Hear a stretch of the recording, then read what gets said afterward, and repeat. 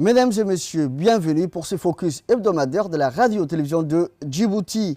Le sommet des chefs d'État et des gouvernements des pays frontaliers de la Somalie et membres de l'ADMIS, la mission africaine des transitions en Somalie, s'est ouvert mercredi à Mogadiscio, capitale de la Somalie. Ce sommet est dédié pour discuter de sujets et thématiques abordées par les ministres de la Défense et les états-majors en vue de lancer une phase nouvelle de l'action militaire conjointe contre le groupe terroriste Al-Shabaab. La suite dans ces commentaires. Ces sommets constituent une nouvelle phase de l'action de l'ATMIS à travers leur contingent à concourir sur le terrain de guerre.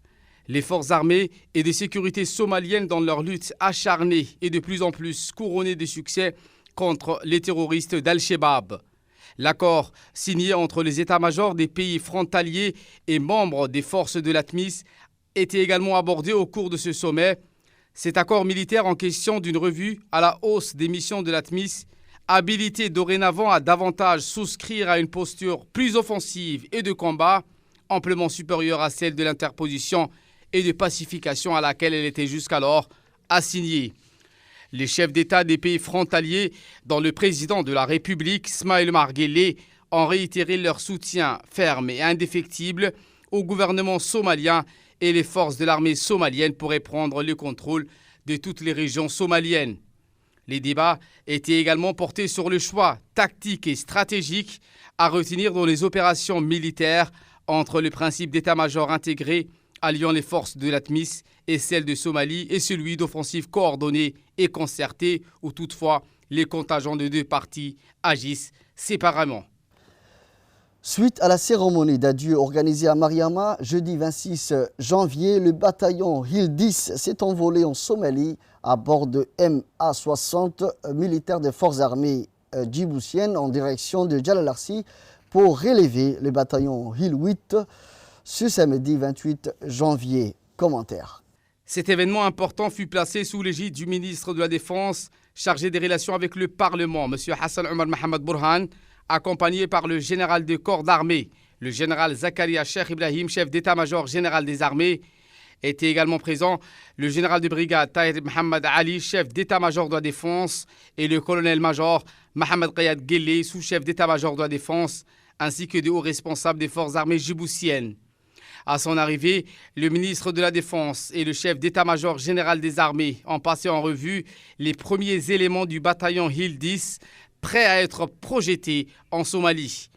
Forte d'une expérience de 10 bataillons déployés depuis 2012, notre pays a toujours soutenu son pays voisin, la Somalie, et les forces armées djiboutiennes fêtent cette année leur 12e anniversaire de projection. Il s'agit aujourd'hui des premiers éléments de relève qui ont pris le chemin de Jalalarsi avec à leur tête le chef de bataillon Hill 10, le commandant Mohamed Youssouf Riyad et son staff. Une opération de relève complexe qui nécessite une préparation minutieuse et va durer jusqu'à 2 semaines. L'atelier de lancement du projet Mingrit s'est tenu lundi à l'hôtel Sheraton en présence de hauts responsables gouvernementaux et de représentants du programme des Nations Unies pour le développement. L'événement visait à lancer un projet intitulé « Soutenir l'accès à l'énergie propre en augmentant la fiabilité financière et en encourageant les investissements commerciaux à grande échelle dans le mini-réseau à faible teneur en carbone à Djibouti. Les explications dans ces commentaires.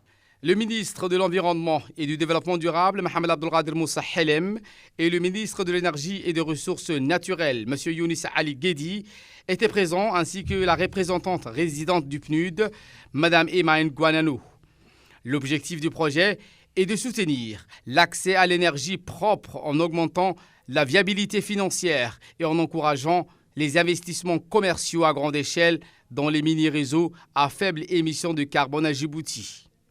Le lancement du projet a été l'occasion de montrer l'engagement de notre gouvernement à améliorer l'accès à l'énergie et à réduire les émissions de carbone à Djibouti.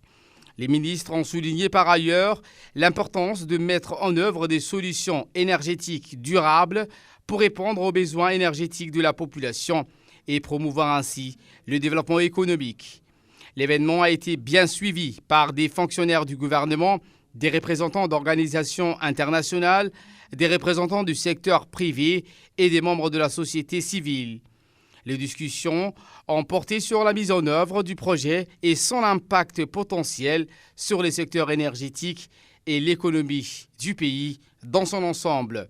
Un atelier de lancement du projet Mini-Grid qui a été également réussi et qui a marqué le début d'un nouveau chapitre dans le secteur énergétique de notre pays. Le projet est une étape cruciale pour répondre aux besoins énergétiques de la population et promouvoir le développement durable. La Fédération djiboutienne d'athlétisme, en collaboration avec Djibouti Télécom, a organisé ce vendredi du début après-midi la 22e édition de 5 km, 10 km et 21 km de Djibouti Télécom. Les organisateurs de cet événement sportif qui est devenu au fil des années un rendez-vous incontournable de l'athlétisme djiboutien avec un programme de l'édition de cette année, une course de 5 km destinée à la gente féminine, de 10 km et de 21 km. Commentaire. L'athlète Jamal Abdi Diri de la police nationale a battu le record de 21 km lors de l'édition de cette année en réalisant un temps record de 1 heure 4 minutes et 2 secondes.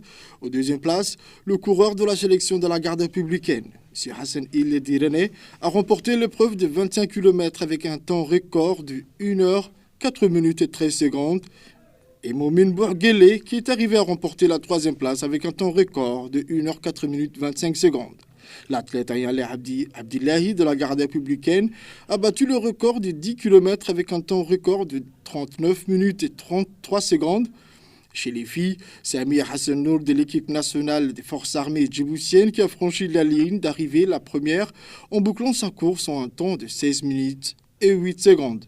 Le coup d'envoi de la 21e édition des 21 km de Djibouti Télécom a été donné conjointement par le secrétaire d'État chargé du sport et la présidente de la Commission nationale olympique. Des athlètes issus des rangs respectifs de formation sportive de forces armées djiboutiennes, des gardes-côtes, de la garde républicaine, de la police nationale, ainsi que ceux de forces françaises de Djibouti et des pays amis tels que l'Éthiopie, le Kenya, l'Ouganda, le Rwanda, le Sud-Soudan et la Somaliland. On prépare aux différentes courses de 10 km et 21 km au menu de l'édition 2023 de cet événement sportif qu'organise chaque année depuis 1999.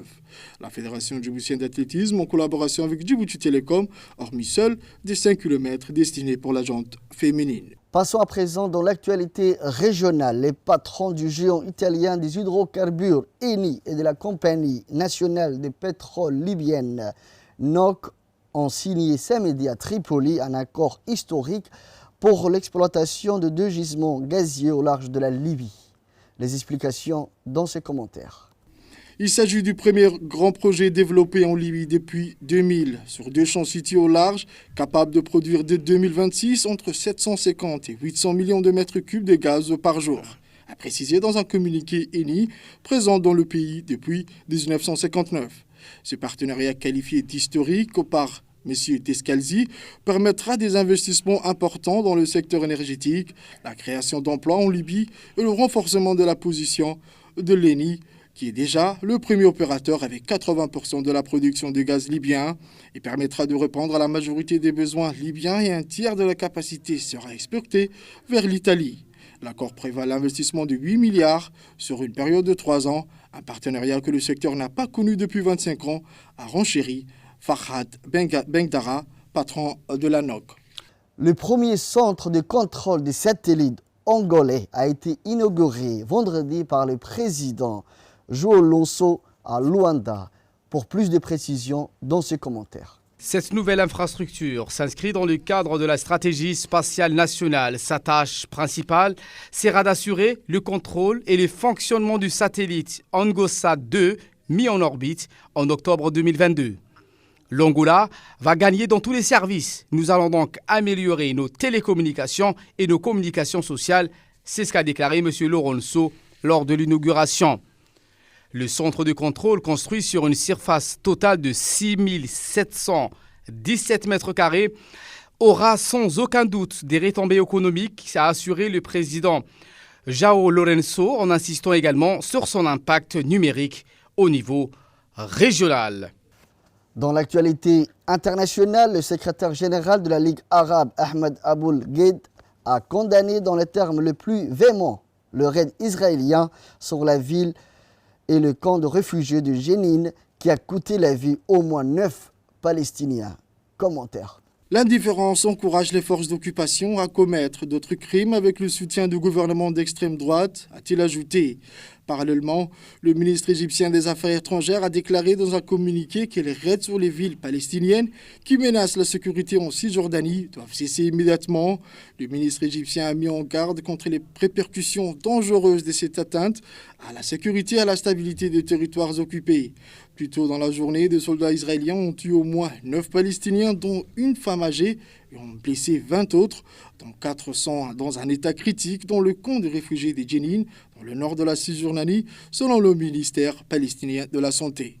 Le Conseil de sécurité des Nations Unies a condamné avec la plus grande fermeté l'attentat suicide qui a visé lundi une mosquée à Peshawar au Pakistan, faisant au moins 90 morts et 150 blessés.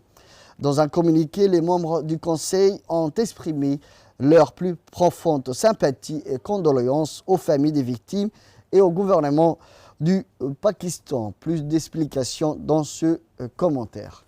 Ils ont appelé à tenir pour responsables les autres et commanditaires de ces actes de terrorisme répréhensibles et de les traduire en justice, exhortant tous les États à coopérer activement avec le gouvernement pakistanais, avec toutes les autres autorités concernées.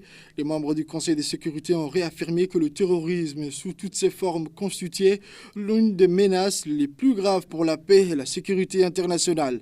Ils ont mis l'accent sur la nécessité pour tous les États de lutter pour tous les moyens contre les menaces à la paix et à la sécurité internationale qui constituent les actes terroristes. L'explosion s'est produite lundi à l'heure de la prière de l'Asr à Peshawar, situé à une 50aine de kilomètres de la frontière avec l'Afghanistan.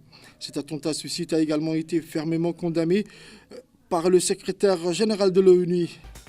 C'est tout pour ces focus hebdomadaires de la radio-télévision de Djibouti. Merci pour votre fidélité. Restez avec nous, les programmes continuent sur Télé Djibouti.